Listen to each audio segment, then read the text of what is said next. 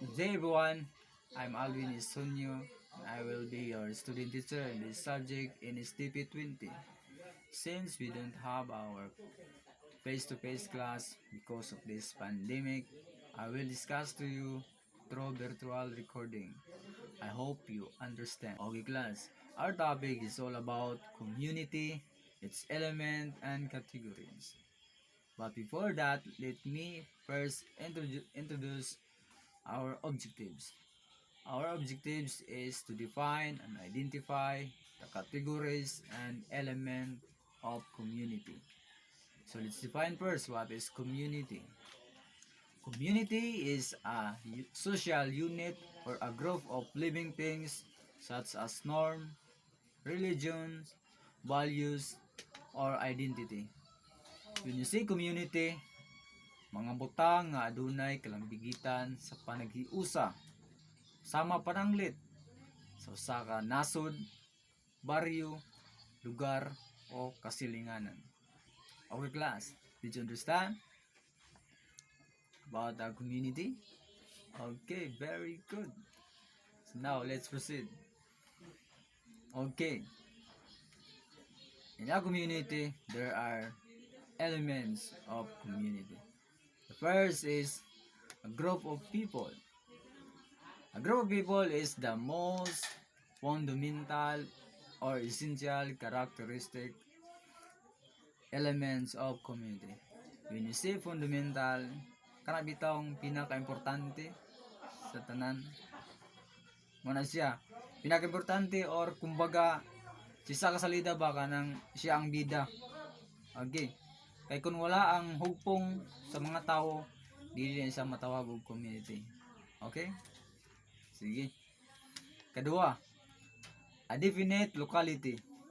It is the most important characteristic of community because community is a territorial group.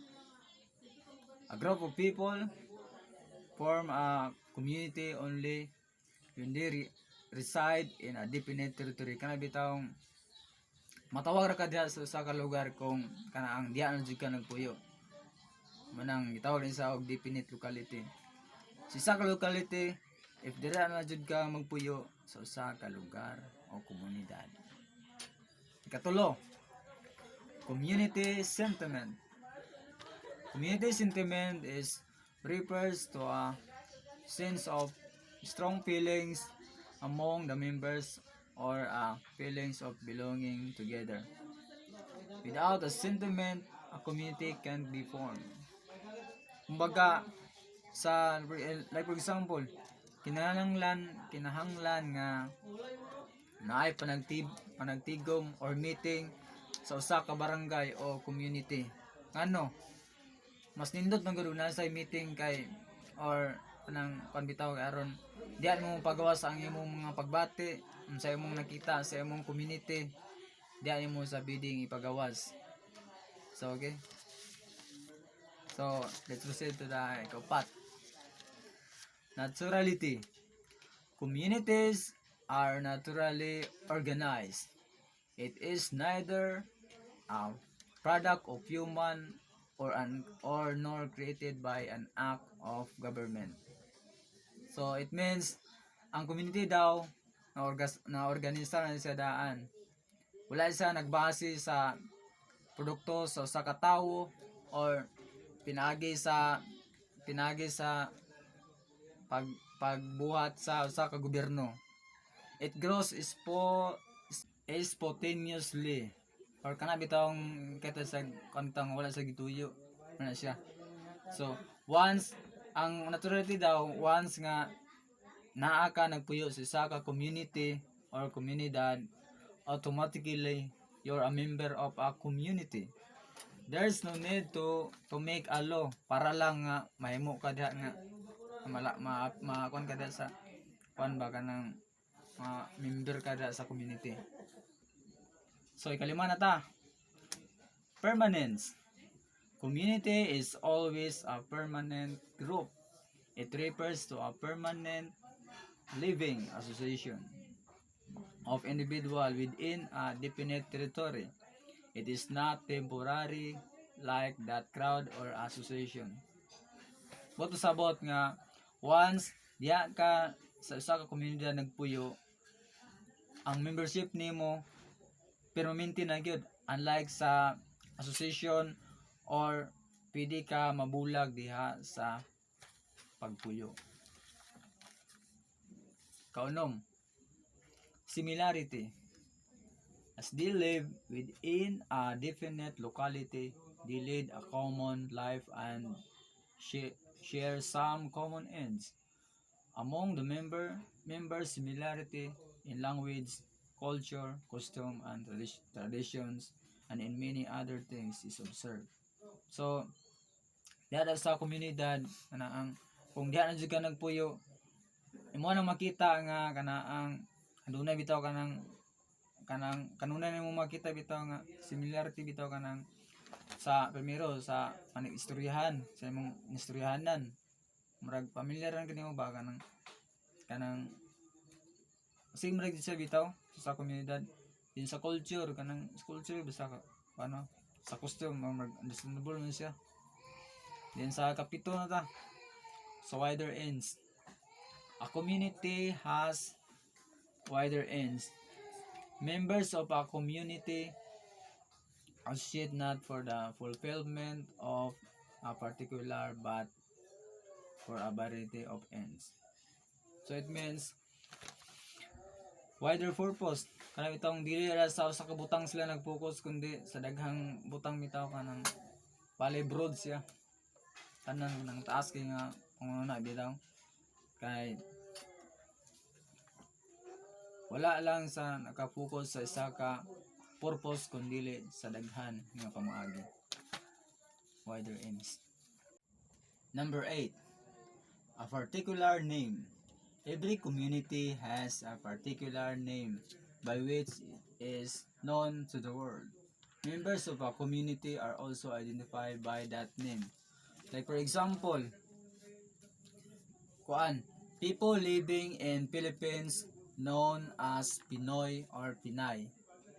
Sa laing lugar pod, in United States, they known as American. Okay, class? Sige. Number 9. No legal status. It has no rights and duties in the eyes of the law. It is not created by the law of the land. In other words, ang tao na ay legal status na married, single, widow. Unlike sa community, dili man sa tao manang wala siya legal status. Okay? So, let's proceed.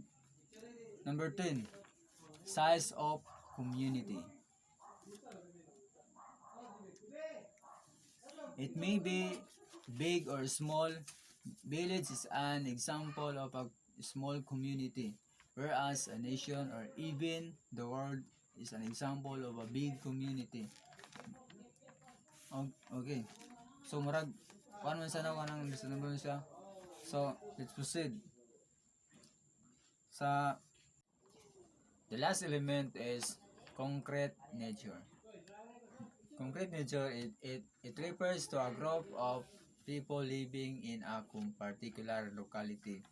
We can see it existence. Ang community, grupo sa mga tao nga nag-exist, makita nato sa atong mga mata. Kay walay membro sa community nga patay. Okay, class. There are 3 categories of a community. First category is urban. Urban is a large community with many people and large building or city. When you see large community, makita na to ang dako nga komunidad nga adunay daghang mga building, habog yung mga building o daghang mga tawo. Muna siya ang urban. Dayon sa ikaduha, rural. There are fewer people, more spread out from one another. Rural communities are called the country or farmland. Dira sa rural, Ako isa nga kuan pero makita na to gamay ra gyud sa mga tawo. Dayon bukid na siya. Murag understandable man ang rural no. So si katulo, urban.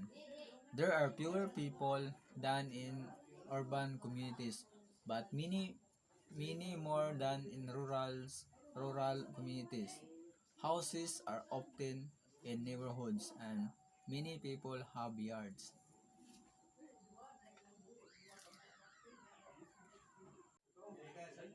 Okay class, for your activity, you make a term paper entitled Me and My Community. Please follow this format. First is introduction, body, conclusion or recommendation, and the last is bibliography or references.